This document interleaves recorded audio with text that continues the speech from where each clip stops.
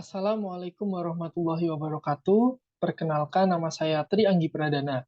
Pada kesempatan kali ini, saya akan mempresentasikan progres ide topik penelitian saya dengan rencana judul Pengaruh Penyertaan Waran terhadap Minat Beli Investor pada IPO Perusahaan di Pasar Modal Indonesia dengan dosen pembimbing Bapak Kusdianto Setiawan, Civil Ekonom PhD.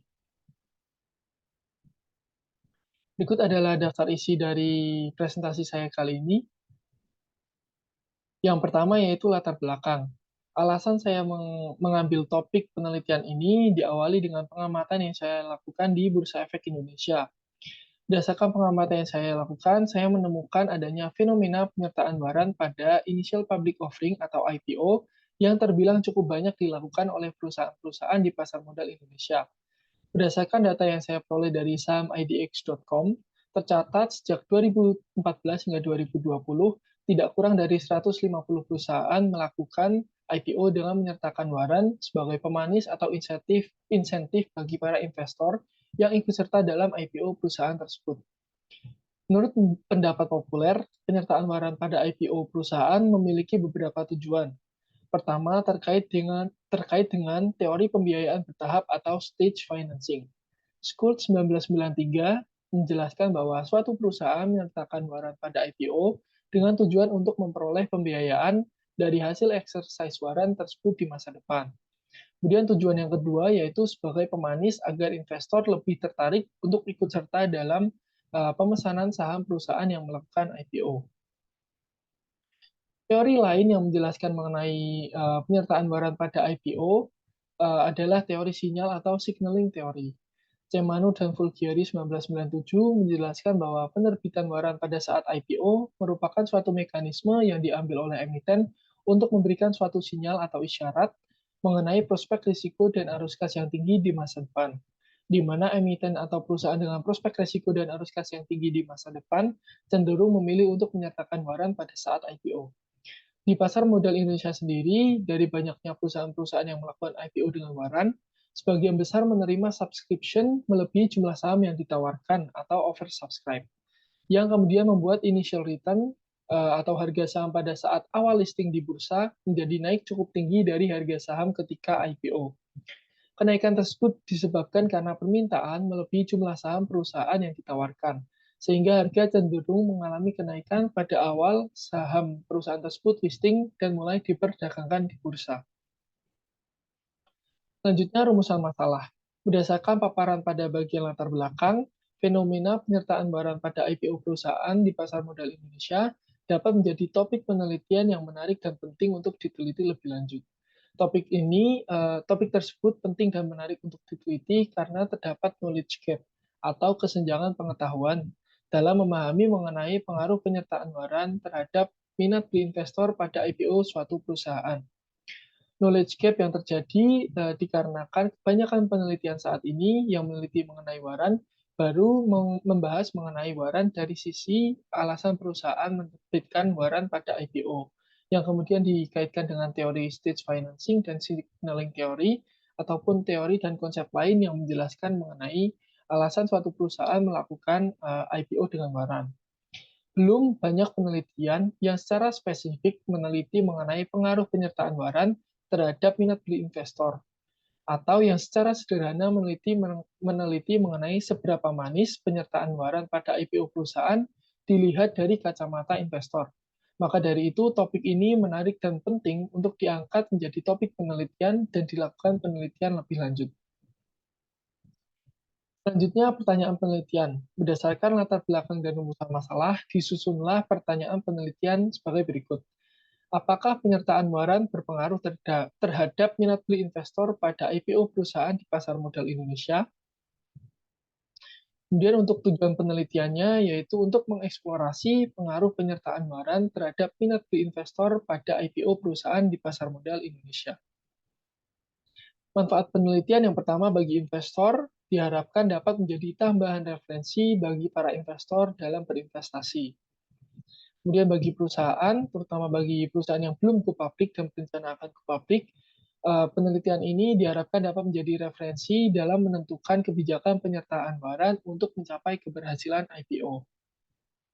Kemudian bagi akademisi, penelitian ini diharapkan dapat menjadi referensi tambahan untuk studi-studi lebih lanjut mengenai IPO dengan waran, terutama yang meneliti mengenai pengaruhnya terhadap minat beli investor atau keberhasilan IPO suatu perusahaan.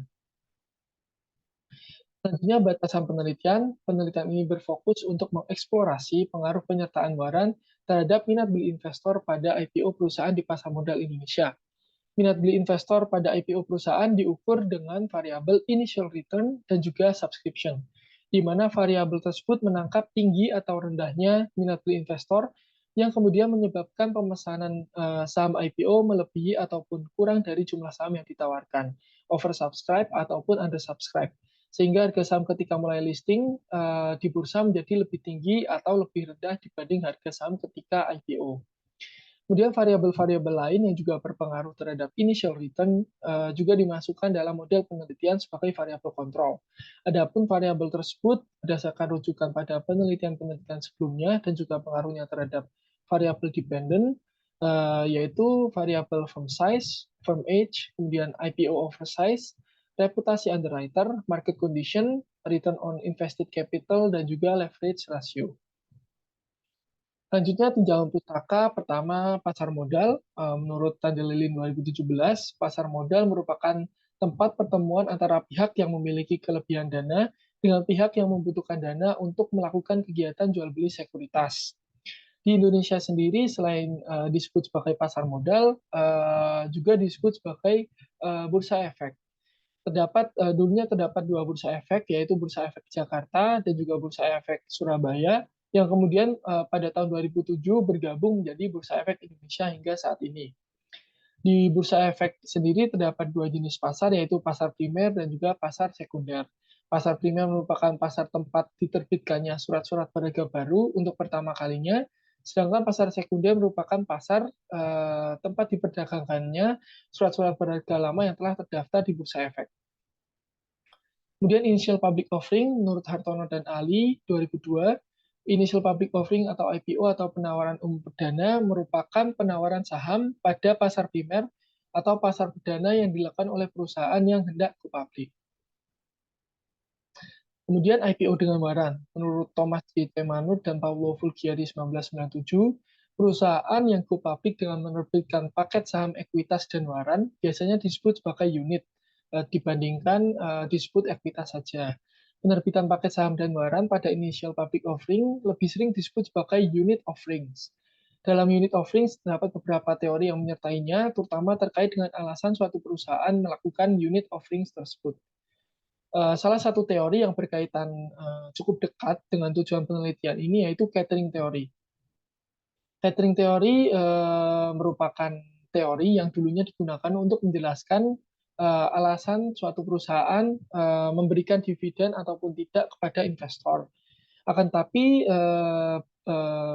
seiring dengan berkembangannya ilmu pengetahuan, dilakukan penelitian oleh John S. Howe dan juga Biliana Nikolic 2012, di mana penggunaan catering teori untuk menjelaskan alasan suatu perusahaan menyertakan waran pada IPO, di mana menunjukkan bahwa hasil penelitian sangat mendukung pengaruh catering pada keputusan perusahaan untuk memasukkan waran dalam IPO perusahaan. Selanjutnya, pengembangan hipotesis. Yang pertama yaitu unit offerings. Hipotesisnya yaitu penyertaan waran atau unit offerings berpengaruh positif terhadap minat beli investor pada IPO perusahaan di pasar modal Indonesia. Dalam penelitian ini merujuk pada penelitian-penelitian sebelumnya serta pengaruhnya terhadap variabel dependent, dimasukkanlah beberapa variabel selain unit offerings, yaitu firm size, firm age, IPO oversize, reputasi underwriter, market condition, ROIC, dan juga leverage ratio, yang dalam rencana sementara dijadikan sebagai variabel kontrol.